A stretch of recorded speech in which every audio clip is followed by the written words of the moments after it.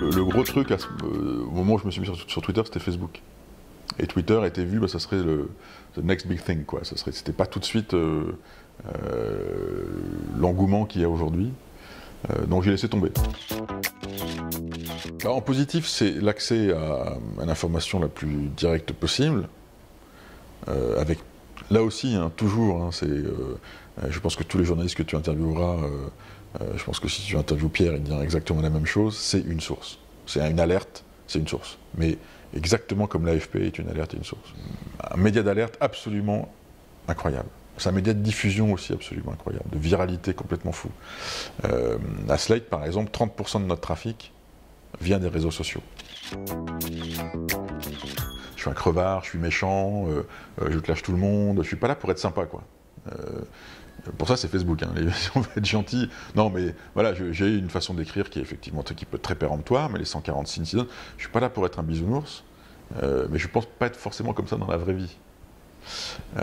Et du coup, ça peut donner, je pense que ça donne une image de moi qui n'est pas celle que j'ai en vrai. Pas forcément. De plus en plus, Twitter est en train de devenir un média. Ce qui évidemment est problématique pour les médias déjà installés. Quel est notre rôle? Comment est-ce qu'on se situe dans cet écosystème-là? Quelle est la valeur d'une parole journalistique, d'un écrit journalistique ou d'un contenu journalistique? Et qu'il y a quelque chose qui évidemment va fondamentalement changer le métier. Qu'avant on était émetteur d'information direct. Là aujourd'hui, c'est plus nous, c'est Twitter. Je pense que Twitter, qui est fondamentalement né pour être un élément diffuseur de médias et un média en tant que tel, va réussir probablement à créer des fils, à créer des flux, à créer des items. Et des items qui vont à la fois permettre d'avoir une information très personnalisée, très rangée, très classée, avec du relationnel entre les contenus. Twitter est finalement, je ne suis pas sûr que ce soit un lieu où on puisse débattre sereinement de choses complexes. On peut échanger des choses complexes, on peut s'engueuler très très violemment sur Twitter, mais ça va déboucher sur quelque chose de mieux. Et c'est comme ça qu'il faut, à mon avis, le prendre de façon positive. La limitation des 100 caractères fait que quand il y a un sujet un peu polémique, c'est extrêmement compliqué de trouver la justesse des mots, l'impression qui fait qu'on va aller au-delà de la violence des 140 signes plus moins un lien, moins son hâte, moins un lien, parfois c'est même 90 signes. Quand on est engagé dans des discussions à 2 ou à 3, c'est une espèce de gymnastique d'esprit qui évidemment ne laisse pas place au débat. En revanche, et moi c'est ce que je trouve assez génial avec Twitter aussi, c'est que on peut s'engueuler un jour sur Twitter, et puis le lendemain c'est un peu oublié, quoi. Et puis surtout ça crée quand même du lien. Que, contrairement à ce que disent certaines élites françaises, c'est bien français, Twitter, comme la plupart des réseaux sociaux, sont des lieux d'échange virtuels, mais donnent aussi beaucoup de lieux d'échange, des lieux d'échange physiques.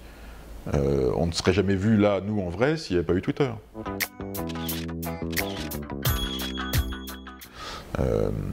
C'est d'être complètement corporate et à la fois complètement n'a pas grand intérêt pour les gens qui vont vous suivre, et de se livrer peut être effectivement sinon dangereux, du moins pas simple, mais qu'on peut y aller par petites touches.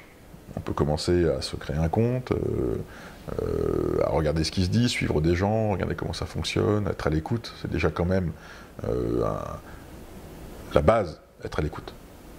Et puis sur les dirigeants de médias, je n'imagine pas les patrons de journaux, les patrons de radio, ne pas écouter. Quand on fait ce métier-là, c'est pour parler aux gens. C'est pour leur raconter des histoires, c'est pour leur expliquer notre façon de voir le monde, ou de faire un travail d'enquête et de dire, voilà, pour mes lecteurs, voilà ma vision du monde. La vision du monde, c'est pas la même quand on est journaliste au Parisien, quand on est journaliste à Libération, à Slate. On écrit pour un public. Et je pense que les patrons de médias, d'abord, il faut qu'ils soient à l'écoute de leur public. C'est la chose numéro 1, c'est pour qui on écrit. Qu'est-ce que pensent mes lecteurs? Qu'est-ce que pensent les gens en général? On est là pour remonter une espèce de pouls. Hein, et puis c'est aussi là que sont les nouveaux lecteurs. C'est-à-dire que, effectivement, un lecteur de 60 ans ou de 70 ans, qui est globalement maintenant la moyenne d'âge de la presse écrite en France, il n'est pas forcément sur Twitter. Quoique, ils y viennent. Les seniors sont souvent moins réacs que les un peu moins seniors parfois. Mais il faut qu'ils y soient. C'est là que tout est en train de se jouer, à la fois parce que c'est cet outil-là qui est en ce moment l'outil chaud.